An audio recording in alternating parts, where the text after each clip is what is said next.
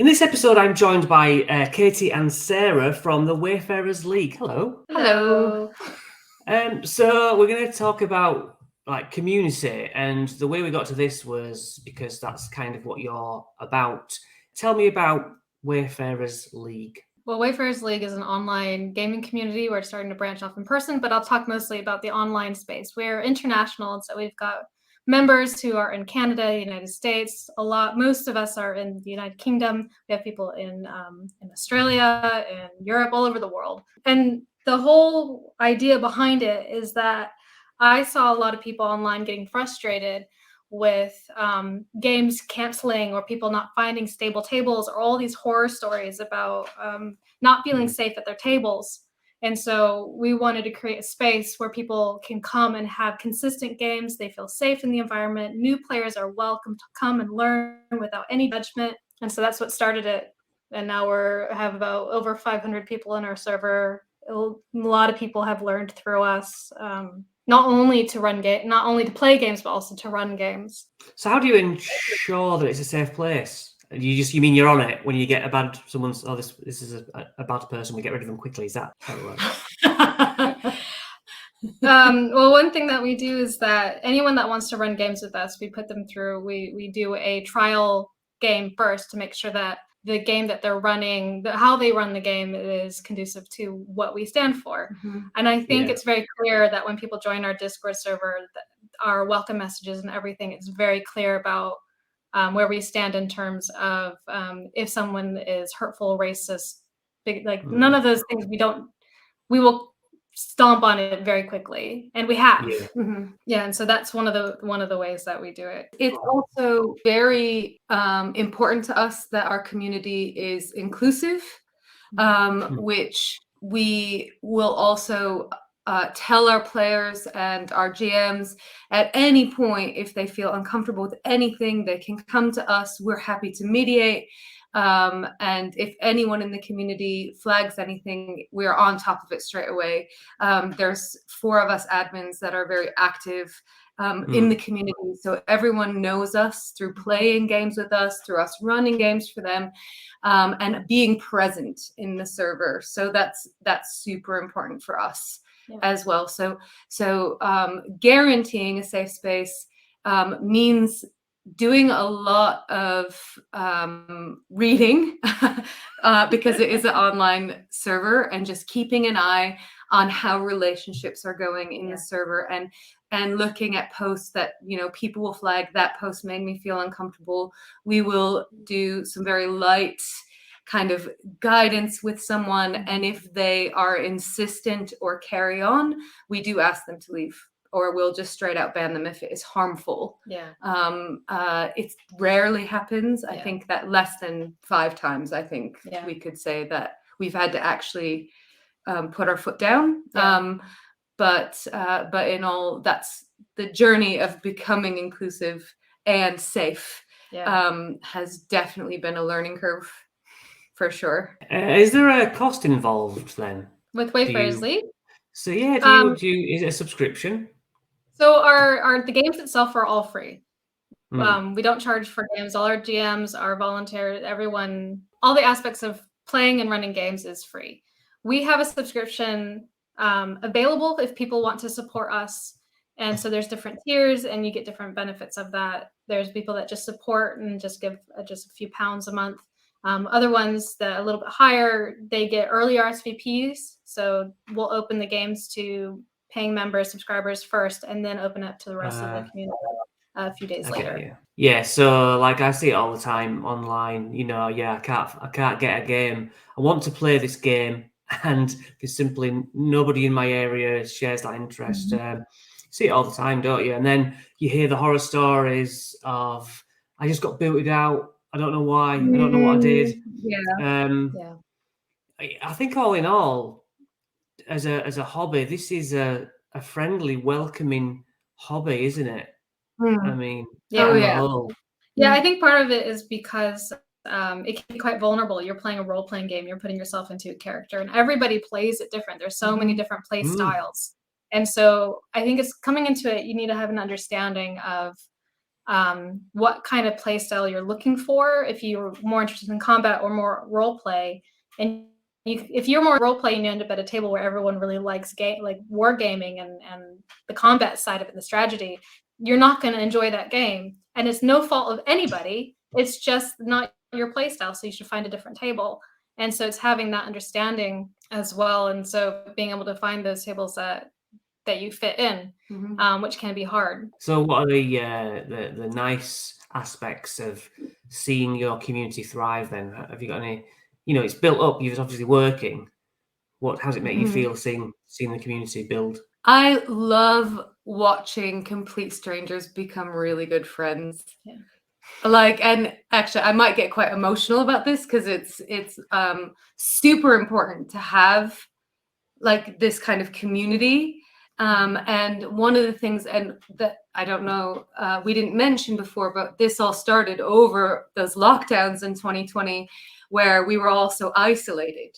And we had a small group that we were gaming with, and Sarah was like, oh, how can we make this fit into the world we live in now in 2020? And what we've watched is people lean on each other.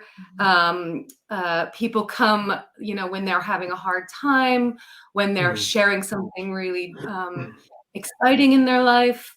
And this is all born out of like the love of a hobby. But as Sarah mentioned before, you're around a table with people and you are role playing, and sometimes those role playing moments are vulnerable. And those vulnerabilities and how people play their characters supporting other characters builds a lot of trust in real life, actually. And so we've got people who have become very close friends through the server, who will travel to visit each other in real life now, and who are incredibly supportive of each other. And that, I think, for me, is one of the biggest highlights of the community itself.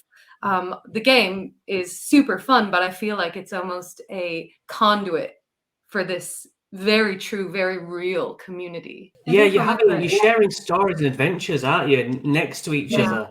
Like you say, some friendship groups from being children or whatever play together. That's understandable. And that's one thing. But as you say, meeting 4 other strangers and you're playing together for months on a campaign and you're having to do teamwork and play as if you've known them years. It's just psychologically, it really helped me interact with people, be more confident with strangers, which that's what makes most people clam up. When you think of doing a speech in front of a crowd, effectively you're doing that every week, aren't you? Even though it's just 4 or 5 people, when it comes to your turn, you learn that it's all right. Yeah, I think that was actually something that I was going to say. What's been my part is that I've always been very vocal anyway.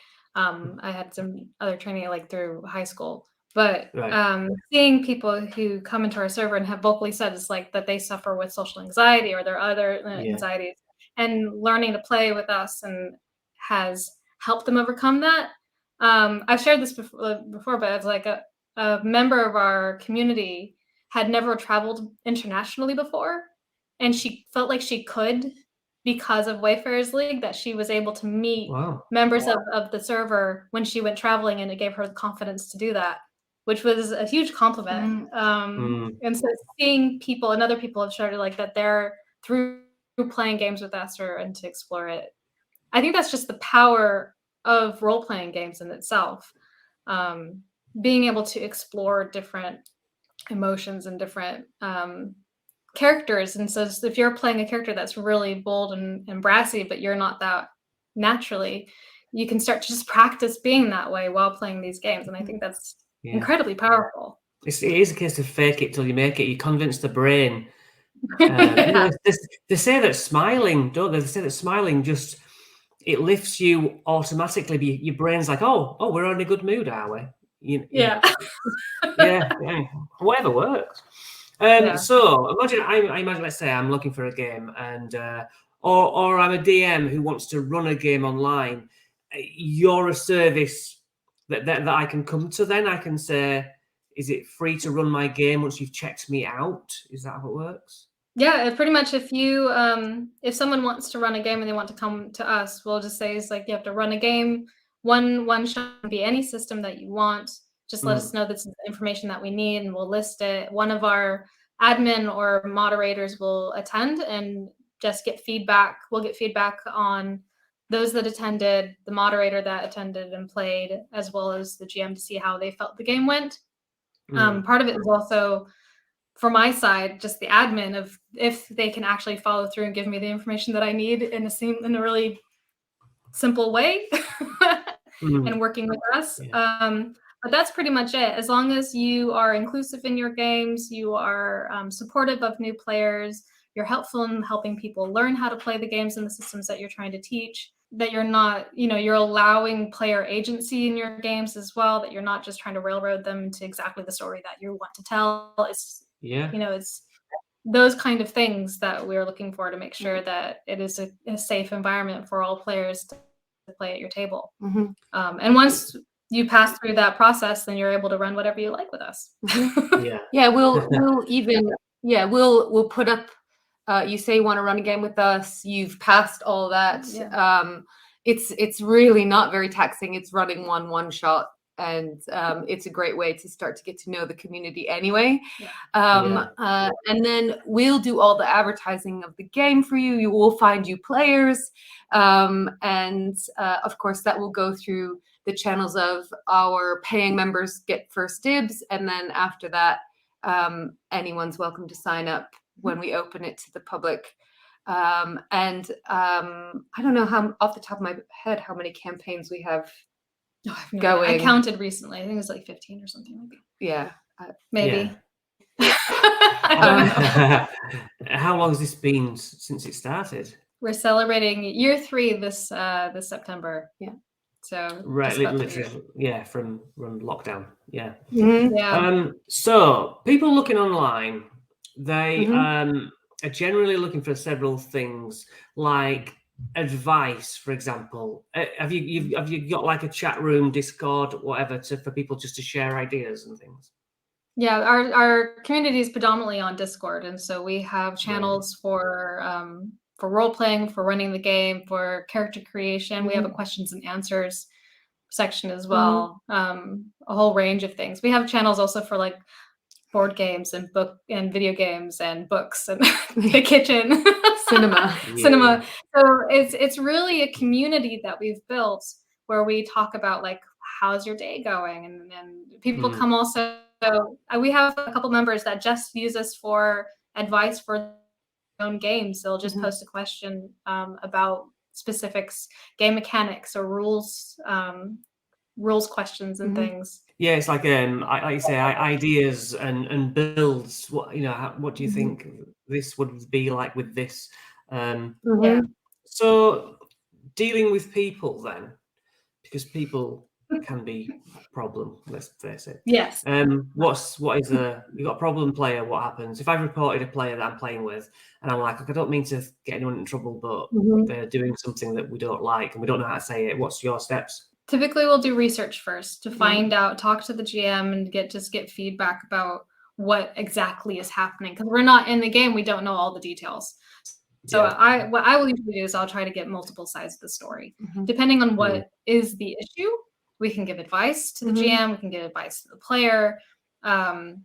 If it is something, like I said, that involves any kind of bigotry of any sort, then that's something that will need a lot more harsh kind of conversations. To the point of possibly banning a person, which we haven't had that within a game situation, not specifically. Well, not bigotry. I think recently, and I'm not going to go into too many specifics, but we did have a player in a game who, and actually one of our admins was running this game, so there was a lot of stuff going on with it, but they wanted their character's background to have very explicit self-harming and or drug addictions as part of their character. And this was after having signed consent sheets with the entire group. And had put up explicit content on the game chat, and then the wider community chat. So this situation we had to deal with very quickly because the content was potentially very damaging for people. And ultimately that particular person did get banned completely from the server. But it started with just a dialogue between this person and their GM, which was one of our admins anyway. And then they had come up with a compromise, but the compromise actually led to a more extreme version of what they wanted to do in the game. And all of the other players were like, we don't appreciate this. And so they left the game and then proceeded to bring it into the wider community and complain about the game and the players. I feel like the community that we've fostered, these situations stick out like a sore thumb. Oh yeah, this is so rare. This is like and once and so ever. I think these kind of things, when they do come up, they're caught very quickly by the other players and by like other community members. And so it's dealt with very quickly. Because ultimately, like our server is exceptionally welcoming. Everyone is super friendly and very, very supportive, and we have a whole range of the rainbow in our Discord, and it's beautiful, and I love it.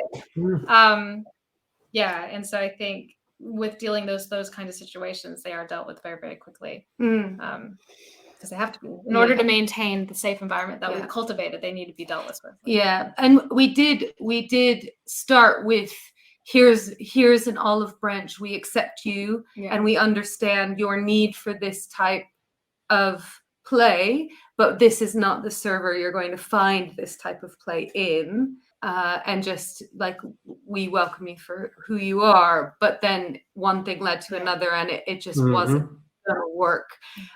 They being in the server was more damaging than us trying to coddle them.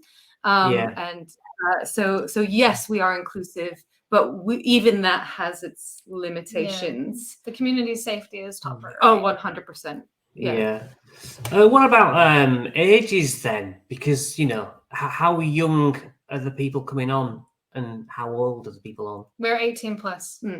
Flatline. Well, that rules out. That rules out 15-year-olds. Yeah, that kind of safeguarding.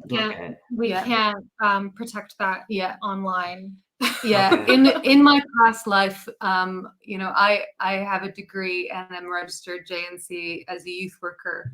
And one of the things when setting out this community, especially online, was for safeguarding purposes. We are 18 plus. Like that's non-negotiable. It becomes different when you're in person and you can actually interact with the young people's parents and you have specific events for them. But online is too dangerous for young people, especially in a role-playing environment where there are adult themes. And we want the adults in the group to feel comfortable with those interactions and not feel like they have to be guarded in those ways. So safeguarding all around is important to us.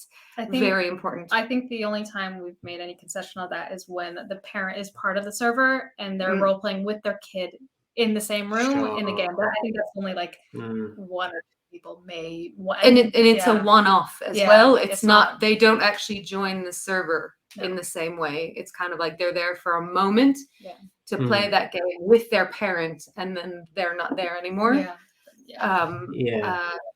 But yeah, that's important for the online community to remain that way. Because I got into it because of my son, in a sense. I mean, I'd played it before. I've said that before. But I was like, we were going to the game shop, and I was like, oh yeah, D&D, I remember this. So effectively, I set up a home game and had to think, well, children are allowed because my son's playing, and I would like, other people of his age to play as well as mine. So it's very much a family mix. I mean, I'm the eldest, to be fair. And so, yeah, it's a case of you want the content to be able to cover, well, I did anyway, youngsters. But if your cut-off's 18, anything above that's fair game, isn't it? As long as you've already set out your rules as you have, saying, look, let's not take this into unpleasant places. So that's really good. So do you DM online in this area, or are your games separate from this? Yes. It's all both. Yeah. All right. No, I'm running a game for currently I have an ongoing campaign for members in the community on Wayfarers League. And I also am doing there's a play-by post within the server as well that I'm running. And I do one-shots occasionally, trying to set up some games right now, but time doesn't always allow. And you're running. Yeah, I'm running one game currently. For the server. And then in-person game, just one. We have a home game. And basically, I would love to do more, but it's very, very difficult to balance because both of us have quite young children as well. So obviously you need to accommodate them first, and then everything else after. Sure, yeah. I'm interested in hearing, you might have already had this discussion, every DM preps differently or puts enough different effort in.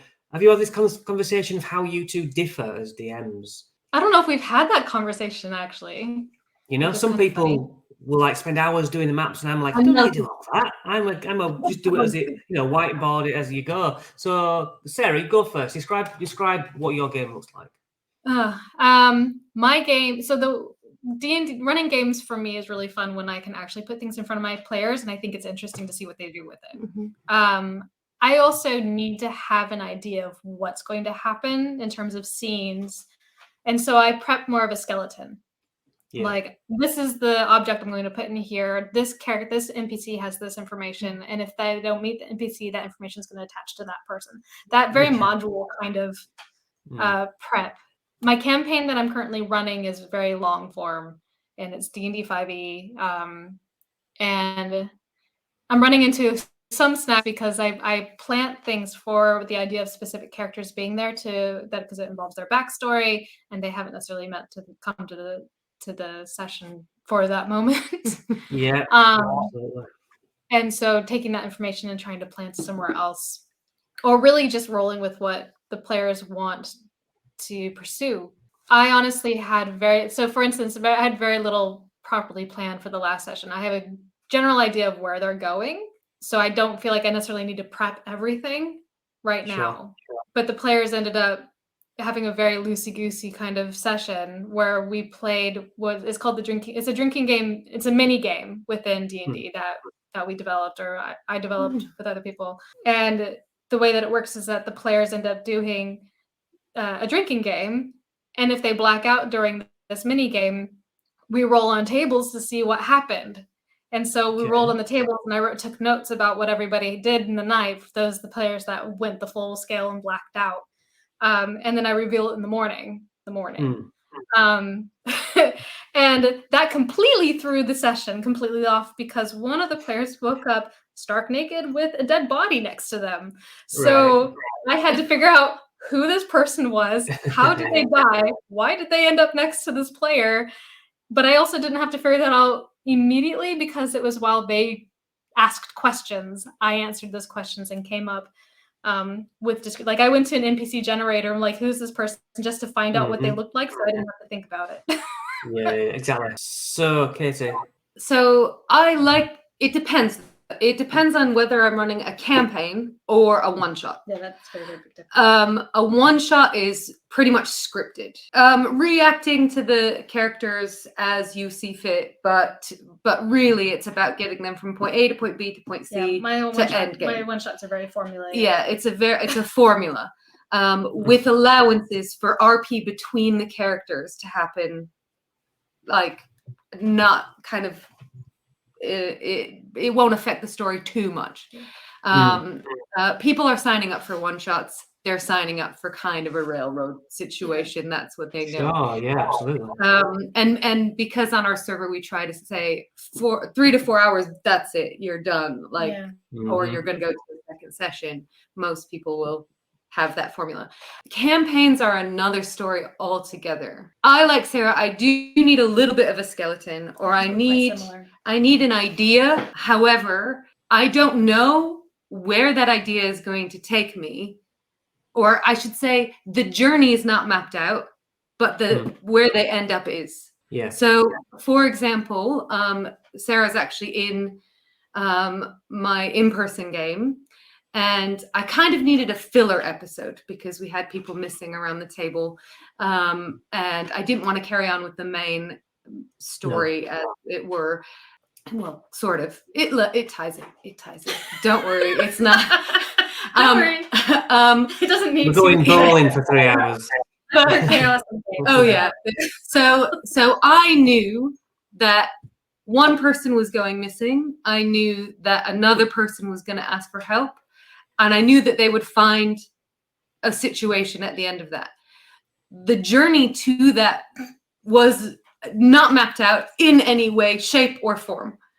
I actually enjoy like kind of creating the story in the moment. So, they're going along. I think I'll pop an obstacle here and see what they do. Okay, cool. And then kind of put some consequences for actions in those moments. But for me, that's fun. Like, because it's like, I don't know just as much as they don't know what's going to happen next. And I get a lot of thrill out of that. I also get a huge thrill out of taking characters' background and backstory and just planting little Easter eggs here or there, which I may not know where that's going to take them in the end, but I enjoy seeing the players light up and go, oh, this is about me. And this is important to me and my story personally. I think that's what makes the game so much fun, is because it is a collaborative storytelling.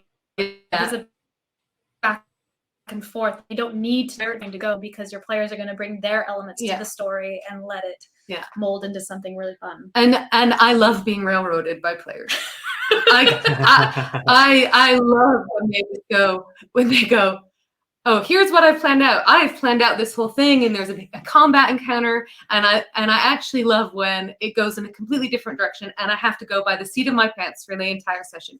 I find those the most fun. I don't get frustrated with them at all. I'm just like, okay, let's go for it. Which is really funny because in my real life, if I plan something out and it doesn't go according to plan, I have a lot of anxiety. Yeah. No, I do find that it's easiest to DM when you're making it up. Once you're in that first, half an hour's gone and you're in it then. And it becomes second nature to make it up in your head and then describe it. But I find the planning out, this beat has to happen, that beat the character has to say this. I find that much more stressful, than just winging it. When your character says, well, I'm going in this building, I'm going to burn it down. And you're like, oh, I've not planned for that. But it's easy to do because whatever you say is correct. So tell us about things where, you get memories of D&D, isn't it? That's what the community thing is about. That's what we walk away with, adventures that we've shared together. Any memories that, stick out if you were to think back on your D&D time? Maybe that you'd not planned. Maybe when what have your players pushed into your head? Well, I can actually help Sarah out here because she actually was my first GM, and okay, and I was so excited. I had dabbled and failed at GMing a little bit, But Mm.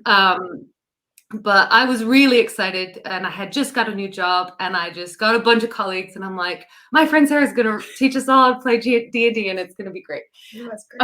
And in my mind, it's like one of the most idyllic parties ever.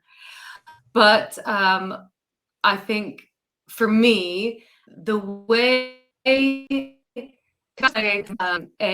gnome who had a growth defect, so only grew to be 1.5 feet tall, but had the biggest personality ever, and all he wanted to be was everyone's hero. And we played a few little bits and pieces.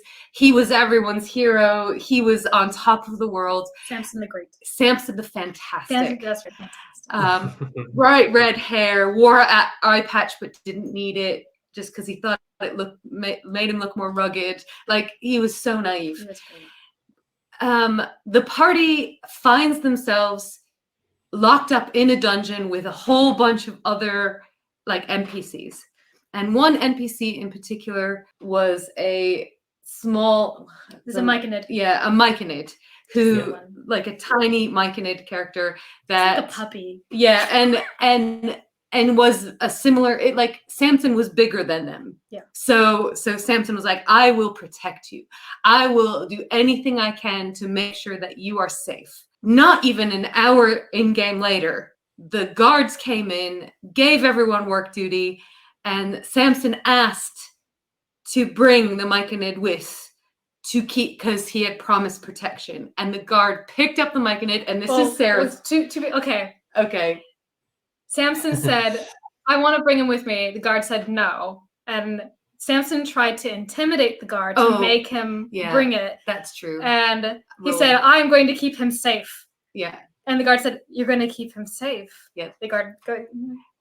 Go on. The guard picked up this little myconid and threw him over the railing down to the depths below. Right. The entire tale. I will press it. At that point, the tone of the game had been very silly. It had been very light, and then suddenly the players found themselves in this really dark space. Everyone's face fell. It was beautiful. It was quite the moment when they realized, this is D&D. Because they'd only been playing for like a month and a half, maybe. Yeah, it was a lot of fun, like starter sessions, like let's get to know each other and be goofy. Yeah. Let's do the drinking game. That was a good point. But actually, what I recall, which was like more devastating, was that the guard actually punt kicked the thing over the edge. I don't remember. And for me as a player, I had never been so invested in a character I had created and invested in their emotional well-being. And Sarah, it was beautiful that Sarah did this, because suddenly my character's spirit was broken. Yeah. And I felt it, and the table felt it. Yeah. And the emotional moment was, oh shit, this is like real bad situation. Yeah. And we should actually be a little bit more urgent with what we're doing.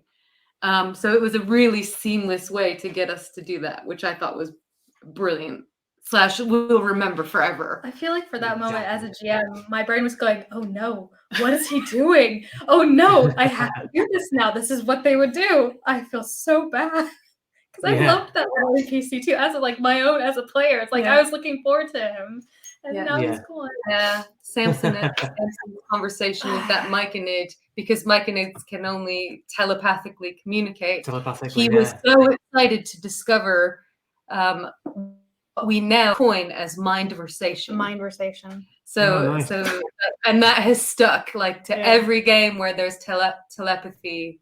They're having a mindversation. Yeah.